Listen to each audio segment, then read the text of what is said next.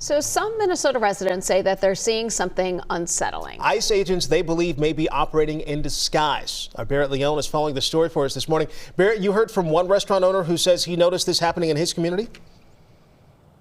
Yeah, that's right. And currently we are still waiting for a response from the Department of Homeland Security about that specific incident. But Luis Ramirez tells us he believes ICE agents were posing as workers from an electric company just outside his Shakopee restaurant. Now, Ramirez tells us that neither he or the nearby business had any work scheduled from electricians, but there were men inside wearing hard hats and reflective vests. At that point, he did ask them to leave. That same vehicle showed up a week later. Ramirez became convinced they were ICE agents in disguise, so he confronted them while recording. He's fearful they're being followed. They said they were electricians. I didn't have work going on in our place. The laundromat didn't have anything going on. Everybody's going to be paranoid that they might be in the painter's van or in the electrician vehicle. I don't feel like it's going to come back to normal. Now, we did reach out to DHS about the alleged disguises being deployed by ICE agents here in Minnesota. We did hear back from a spokesperson confirming that they got our inquiry, but we did not get a response last night. Now, coming up in the next half hour, we'll hear from a person who describes themselves as a constitutional observer, and they tell us they've been getting reports about ICE agents wearing disguises from across the state. So we'll dig into that in just about a half hour. All right. Barrett, thank you. The family of 5-year-old Liam Ramos will have more time to make their case for asylum. A family attorney says a federal judge granted a continuance during a hearing Friday. DHS wanted to end asylum claims for the family, but the judge gave them some extra time. The preschooler and his Ecuadorian father were taken from their suburban Minneapolis driveway last month to a family detention center in Texas, and he was not the only student taken. Elizabeth Zuniga was returned home to Minnesota this week after being detained for a month. She's a fourth grader at Columbia Heights Public Schools. The district says ICE detained Elizabeth and her mother and sent them again to a federal detention center in Texas. The school believes at least 3 other students are in the district are also in federal custody. This weekend, we heard from Becca Good. That's the wife of Renee Good, the woman killed by ICE agents a little more than a month ago. And she said that after seeing Minneapolis react to Renee's death, she was proud to call the city home. She released this new photo Saturday saying, "Seeing the world now celebrate the parts of her that I've always known. The kindness, the humor, the warmth reminds me of her spirit," end quote. And that we, quote, we believe that every life deserves the same care, treatment, and dignity, no matter who they are or what they look like, end quote. Over the weekend, we also saw continued community support for neighbors and businesses that have been struggling in recent weeks. Heather, I know you're here with a couple of looks of support there. We sure are. Now, it's a story that we've heard more frequently as the immigration crackdown continues.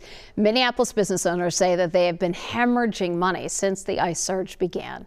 Community leaders say they're now losing as much as $10 to $20 million a week. Minneapolis Lake Street Council says they've lost $46 million in revenue since December. Now, in response to these losses, a local group unveiled what they're calling a week to shop local for truth and freedom. We're not going to recover in March, even if 2,000 ICE agents leave tomorrow. You don't come back from that. There is not a safety net right now. There is not a government program that is coming in to support us like PPP or other loans that existed during COVID. We are relying on community in so many ways. We are relying on each other in so many ways because we are stronger together.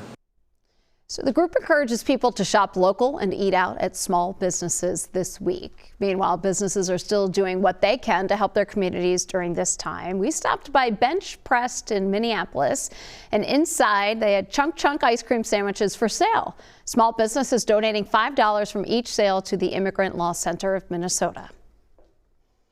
We sold out like almost all of the first freezer full of inventory like within an hour. So huge support. So, and it's just our way of doing something.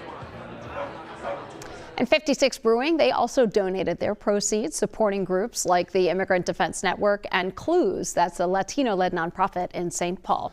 We're quickly approaching 6:07. Let's check into the live desk because Maria Lisignoli is joining us. You're following a potential new mine in northern Minnesota. Yes, environmentalists are sounding the alarm on the potential of a precious metals mine that could be built on the doorstep of the Boundary Waters. Those who support the project say it'll bring hundreds of jobs, pump billions of dollars into the regional economy, and make the U.S. less dependent on other countries for vital minerals. Twin Metals Minnesota is the Chilean-owned company behind the project. Nickel is critical for electric car batteries. It makes them last longer so cars can go farther. And it's expected the world will need 20 times more of it by 2040.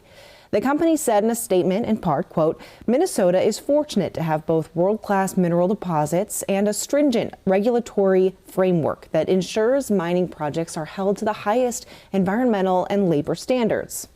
Better in Our Backyard, founded in Minnesota, advocates for responsible industrial mining and supports the Twin Metals project. Mining is northeastern Minnesota's livelihood. Without it, we wouldn't have the Iron Range. Let's mine it here in Minnesota where we know that we can do it best. Despite pushback from some Minnesota Democrats, last month, congressional Republicans passed a resolution lifting a 20-year ban on mining near the Boundary Waters. The Senate could vote on the issue as soon as this week. Coming up in our next half hour, we're going to hear from environmentalists who are strongly against this project. All right, our Maria Lisignoli with that update from the live desk. Maria, thanks.